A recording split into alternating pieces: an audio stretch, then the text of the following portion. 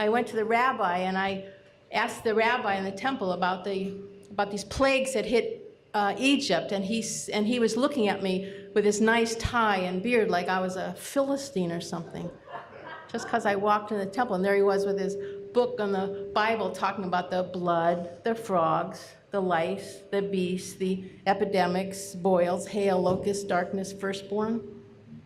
And it reminded me of this book I just read about the ancient island of Caphtor, how the men wore short kilts and showed off with big cod pieces and had nice pottery and used to sail to Egypt, and then the volcano in the middle of the next island exploded, and that's when all the bad things started happening.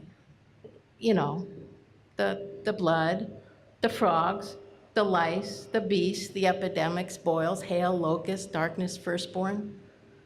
I mean, even the Bible says the hail was laced with fire and thunder. It says the air was dark for 3 days, that brother could not see brother. It says these plagues prove the existence of God.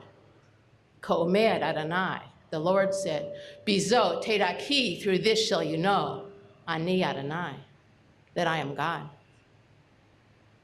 But the book said it was sulfuric ash, pouring down from the sky like acid rain, like smoke on the dying, tempering cat against serpent, a glass clear river becoming polluted murk. The eruption was 30 times larger than Mount St. Helens. 32 billion tons of rock were pulverized into dust to be sucked up by the living, coughed up by the dead.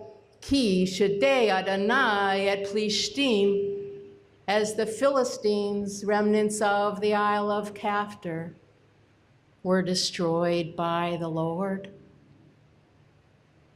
I'm explaining what he just read, and the rabbi's looking at me like I'm a Philistine, which just means sea people, you know. And what I really want to do is tell him that they called it blood as it hit all the rivers and the streams, killing fishes, filling dishes and stone bowls, so that teams of green frogs started croaking in the muck and the goo, and they jumped head and rump for the land, wouldn't you? Dicey lice thought it nice as they wriggled in the crust, making glue in the stew as they burrowed in the dust. Hairy beast on the lark at alarm made a dash for the trees in the breeze, going wild with a rash. Rash?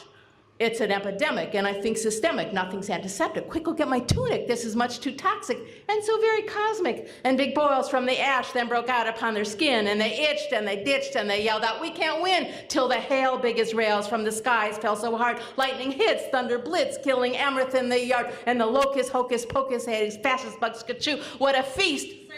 No one else knew what to do, and the darkness from the ash cloud came and took away their sight. Where's my bro?